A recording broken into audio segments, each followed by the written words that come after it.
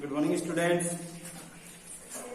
कल हम पढ़ रहे थे प्रत्यय प्रकरण और प्रत्यय में कल हमने पढ़ा लेप और कत्वा प्रत्यय और आपको अच्छी तरह से समझ में आ गया होगा। और आज हम पढ़ेंगे तुमुल प्रत्यय। तुमुल प्रत्यय देखिए, तुमुल प्रत्यय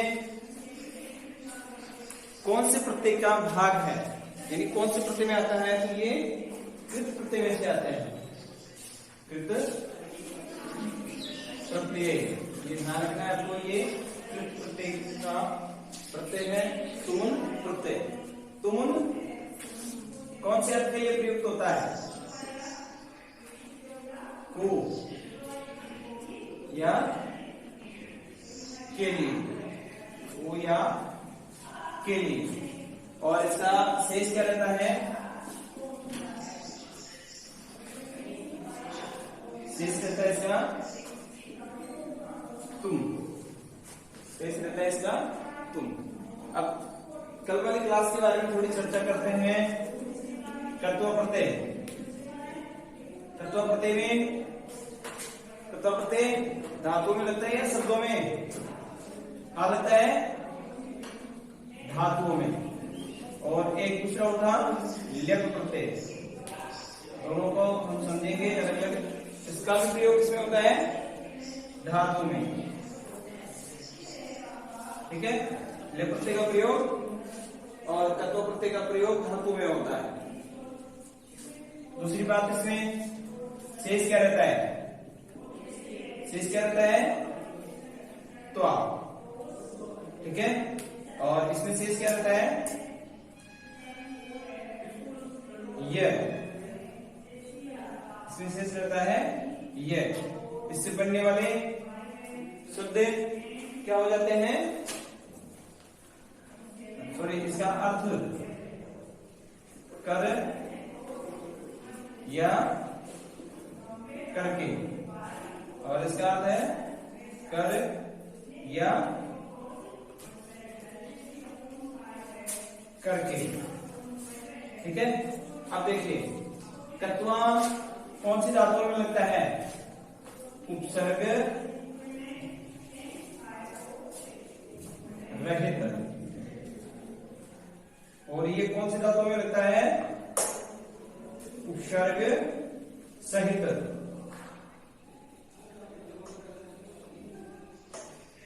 अब देखिए, मेरे यहाँ पर लिखने का मतलब ये था कि आपको इसको अच्छी तरह से समझना है। कत्व प्रत्यय और लेप प्रत्यय दोनों का अर्थ समान है। ठीक है, दोनों का समान अर्थ है। अब बात आती है शेष क्या रहता है? इसमें कत्व का त्वा और इसमें लेप का ये शेष रहता है। अर्थ की समानता है, तो बताइए वहां पर समस्या खड़ी होती है कि इसमें कत्वा करें या लेप प्रत्यय करें। तो यहाँ पर पहचानना है कि धातु से पहले उपसर्ग नहीं होना चाहिए।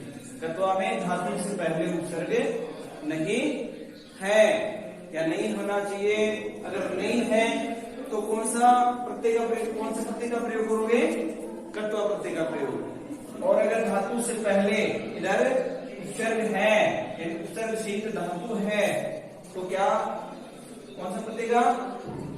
लेप प्रत्यय का प्रयोग किया जाएगा। कौन से प्रत्यय का? लेप प्रत्यय का प्रयोग किया जाएगा। समझ में आ गई ये चीज? कोई समस्या थोड़ी है? ठीक है, अब देखिए तुम का तुम शेष रहता है। उदाहरण देखिए इसके, क्रीड, क्रीड प्लस तुमुन, इसका बनेगा क्रीडितुम।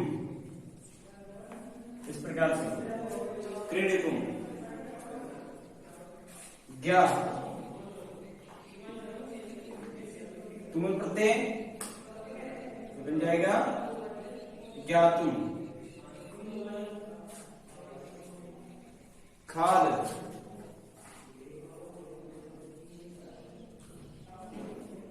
प्लस तुमुन, और ये बन जाएगा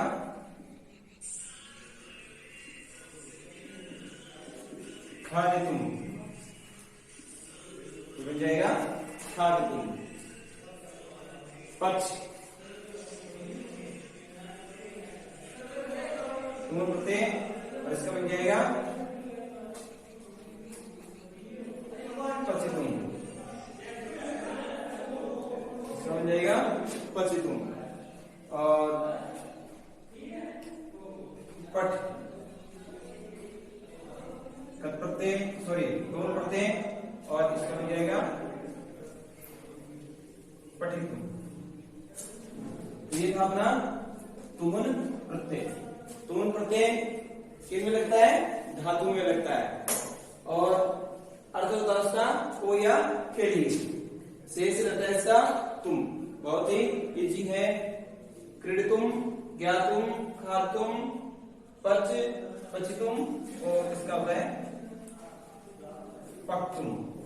पक्तुम इसका ज्यादा सही माना जाता है। पच, पचितुम या पक्तुम, पठ, पठितुम। ठीक है। अब देखिए नेक्स्ट है तव्यत प्रत्यय। नेक्स्ट प्रत्यय है अपना तव्यत प्रत्यय।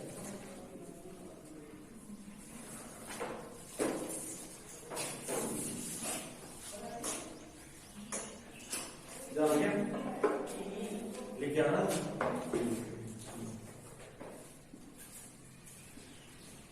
तव्यत प्रत्यय।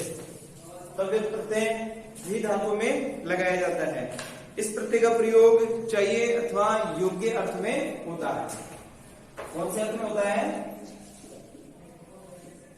चाहिए अथवा योग्य अर्थ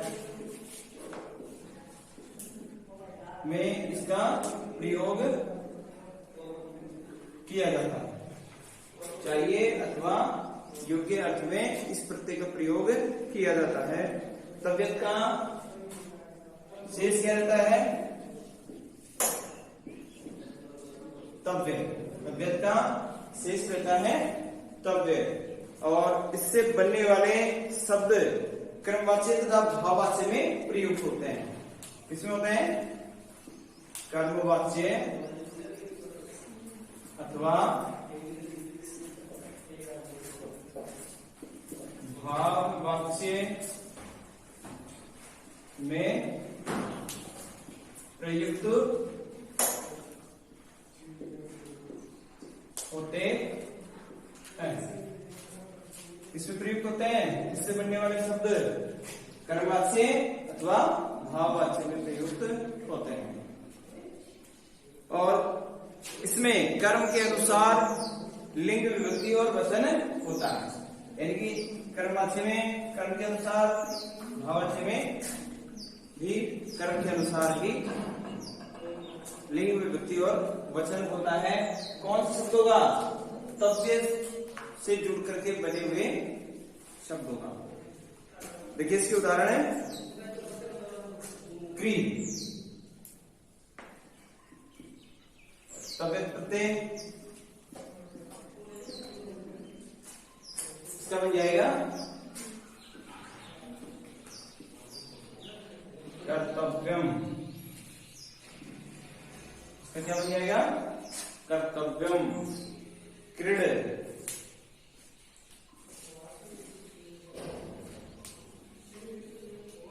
तव्यत प्रत्यय का प्रयोग, इसका बन जाएगा क्रीडितव्यम। क्रीडितव्यम, क्रीडितव्यम। ज्ञा,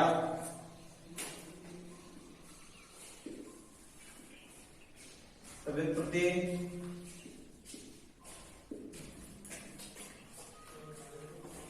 बन जाएगा ज्ञातव्य। और इसका क्रीडितव्य, इसका ज्ञातव्य। यानी कि तव्यत प्रत्यय में तव्यत प्रत्यय का प्रयोग होता है चाहिए अथवा योग्य अर्थ में, और शेष रहता है इसका तव्य। और इससे बने हुए शब्दों का प्रयोग कर्मवाच्य और भाववाच्य में होता है। वाच्य अभी आपको नहीं पढ़ाया गया है, अब जो आगे क्लास होगी उसमें कर्मवाच्य, भाववाच्य, कर्तृवाच्य 3 प्रकार के वाच्य होते हैं, वो पढ़ाए जाएंगे। तो इनमें प्रयुक्त होता है शब्द, और क्री प्लस तव्यत तव्यम, क्रीड प्लस तव्यत क्रीडितव्यम, ज्ञा प्लस तव्यत ज्ञातव्य ज्ञातव्यम, दा प्लस तव्यत, ये बन जाएगा दातव्यम। इस प्रकार से अनेक शब्द हैं। नेक्स्ट अपना प्रत्यय है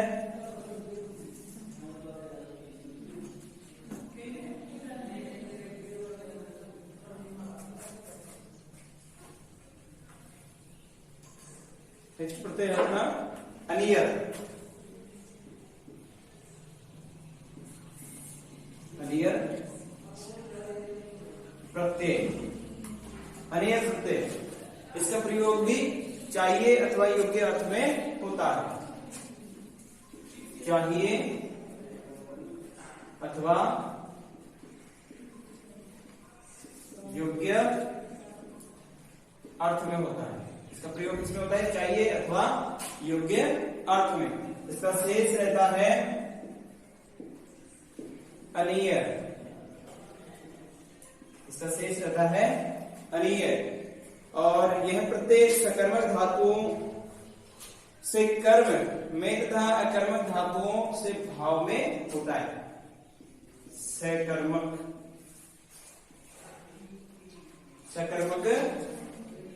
धातुओं से कर्म,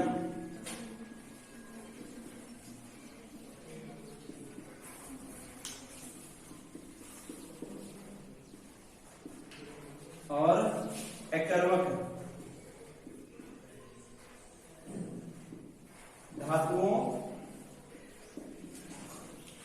से भाव अर्थ में होता है।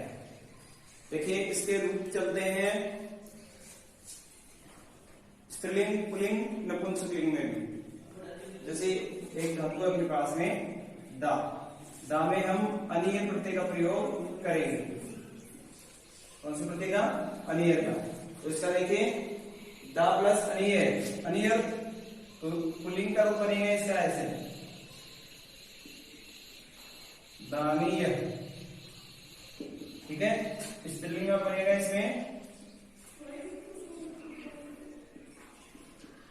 दानीय, और नपुंसकलिंग का रूप बनेगा इसमें दानीयम, ठीक है। इस प्रकार से इनके रूप बनते हैं। ज्ञा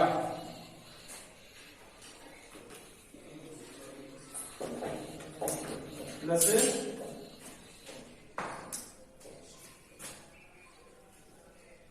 अनियर,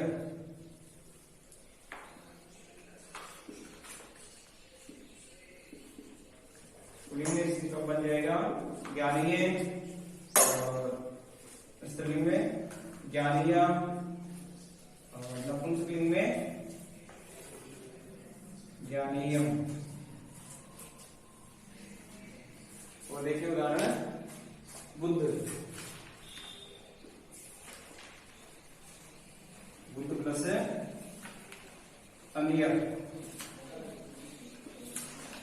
पुल्लिंग में इसका बन जाएगा बोधनीय,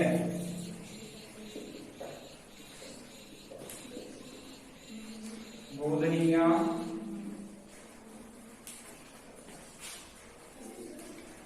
और इसका बन जाएगा बोधनीय, ठीक है। आज की क्लास में इतना ही प्रत्यय पढ़ाएंगे आपको। आज अपने 3 प्रत्यय पढ़ाए हैं, तुमुन, तव्यत, और अनियत। देखिए इनका शेष क्या रहता है, तुम, तव्य और अनियत। और ये सभी क्या है, ये सभी है कृत प्रत्यय। ठीक है, हैव अ नाइस डे।